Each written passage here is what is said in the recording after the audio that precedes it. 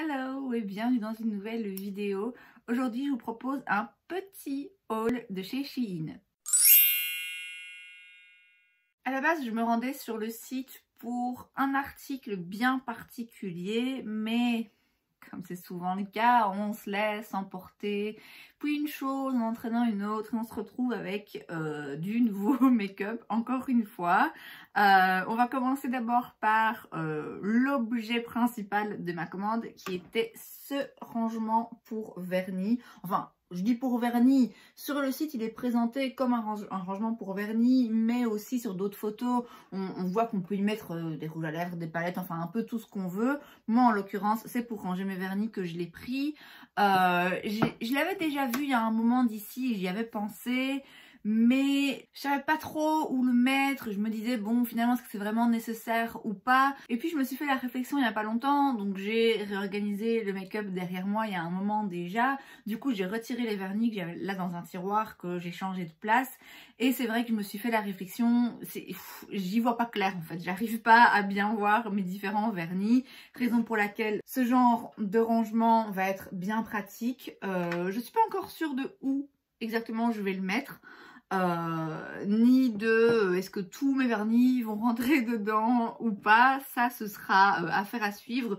Peut-être que je vais filmer ça pour un vlog, mais en tout cas le rangement est là. Il coûte, il me semble 9 €, mais je peux me tromper parce qu'il y en a différentes sortes et comme toujours chez Shein, il y a plein d'offres, etc. En tout, je sais que ma commande m'a coûté 45 €. Il faut le monter soi-même, hein. Donc il arrive, vous avez tous les petits compartiments, vous avez des petites vis et des petits boulons, il faut le monter soi-même. Mais voilà, hâte de ranger mes vernis et d'y voir un peu plus clair. Ensuite, rentrons dans le vif du sujet et concentrons-nous sur le make-up. Tout d'abord, le Skinfluencer Full Coverage Foundation Balm, qui est aussi quelque chose que je convoitais depuis un petit moment déjà. J'en avais parlé dans une vidéo Will I Buy It que je poste donc chaque lundi, dans laquelle je passe en revue les nouveautés et je dis si ça m'intéresse ou pas. Et donc c'est un fond de teint baume un peu du même genre a priori que le Good Apple de chez KVD. Et donc ça vient dans son petit pochon comme ça en velours.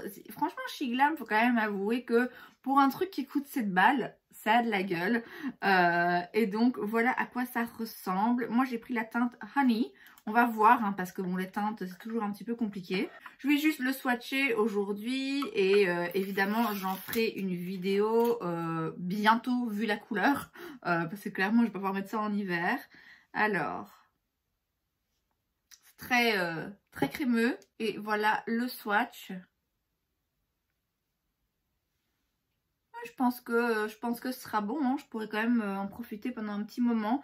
J'ai hâte vraiment, il paraît que c'est un truc hyper haute couvrance, qui tient bien, machin machin. J'ai hâte de voir ce que ça donne, surtout sur ma peau grasse, parce que ça a l'air quand même un peu épais ce truc, mais à tester. Je le ferai évidemment dans une vidéo avec vous et on verra un petit peu ce que ça vaut. Ensuite, j'ai le Multifix Concealer and Color Corrector. Ça a l'air d'être la même gamme. Je sais pas, peut-être que c'était sorti au même moment et que je l'avais pas vu. Mais c'est donc une petite palette de correcteurs que moi j'ai pris dans la teinte Dulce de Leche.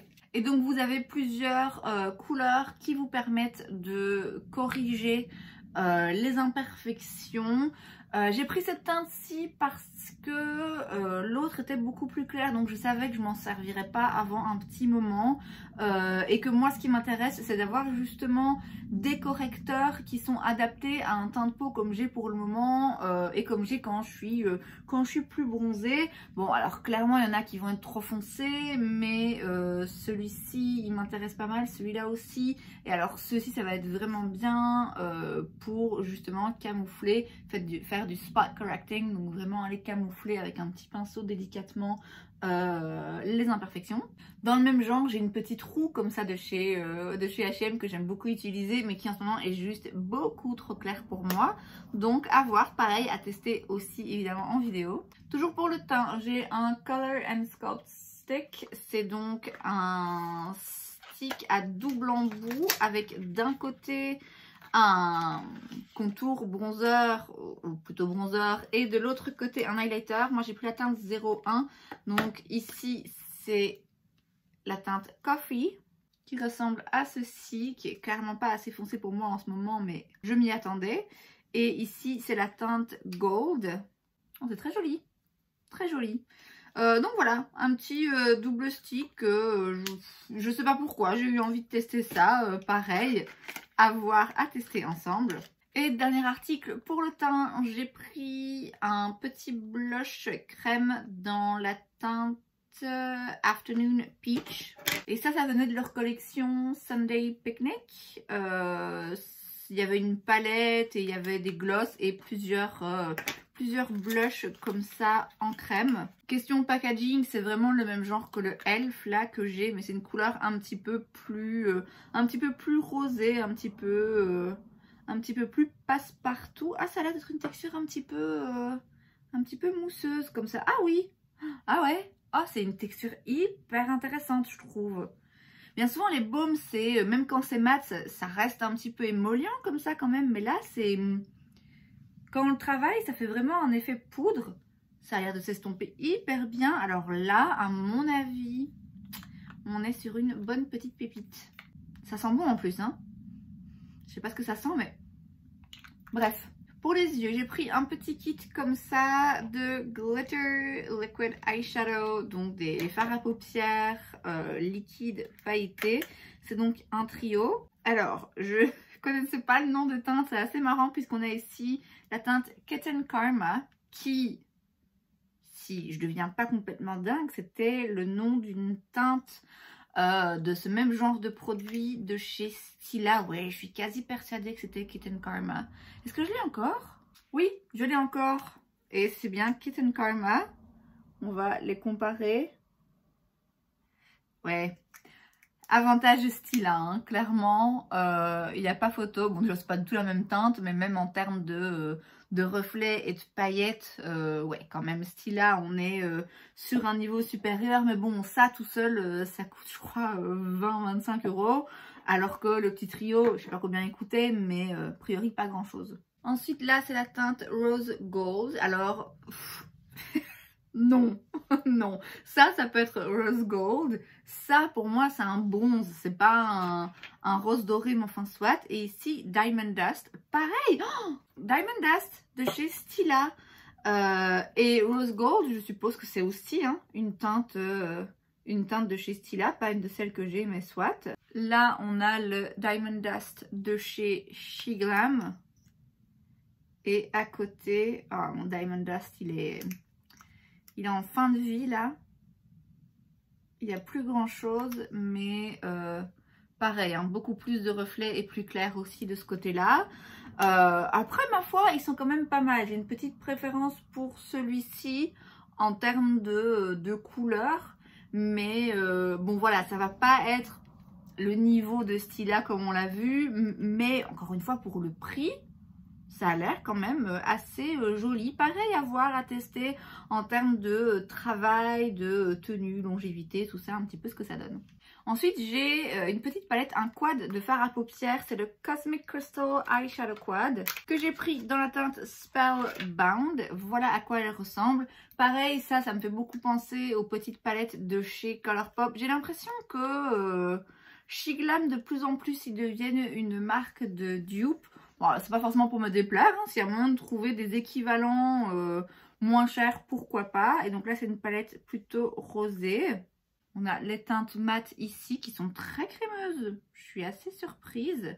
Et les teintes pailletées, waouh, très jolies aussi. J'aurais préféré un peu plus de différence entre les deux. Je trouve qu'elles sont quand même assez similaires. Mais écoutez, au vu des swatchs, un bon petit quad, ça peut toujours servir. Et enfin, j'ai pris deux mascaras. J'ai le Maxi Impact et le Wonder Wave. Donc le Maxi Impact, c'est Volumizing Curl, donc volume et courbe. Et le Wonder Wave, c'est Curling, donc uniquement pour la courbe. J'avais déjà acheté un mascara chez Shiglam, un double embout. Il ne m'avait pas du tout plu. Je le vois passer sur les réseaux hein, parfois, mais moi il ne me va pas du tout.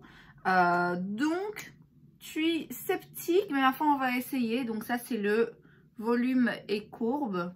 Et celui-ci c'est le recourbant.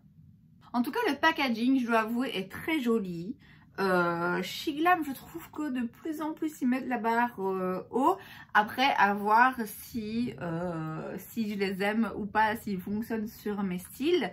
Mais encore une fois, ce sera à tester et pourquoi pas à comparer, à faire un œil de chaque pour voir vraiment ce qu'ils donnent. Je vous l'ai dit, il s'agissait vraiment d'un petit haul. C'était surtout pour tester le fond de teint et pour le petit rangement, là, vernis. Bon, du coup, tant qu'à faire, j'en ai profité pour ajouter 2-3 petites choses, mais je trouve que j'étais quand même assez raisonnable. Il n'y a pas de quoi faire une full face, mais quand même, il y a moyen de faire une vidéo en essayant tous ces produits en même temps. N'hésitez pas à me dire dans les commentaires si ça vous intéresse. Et c'est donc tout pour cette vidéo, j'espère que ça vous a plu. Si c'est le cas, n'hésitez pas à laisser un like. Vous pouvez aussi vous abonner à ma chaîne parce que c'est gratuit, donc pourquoi pas. Et moi, je vous vois la prochaine fois. Bye!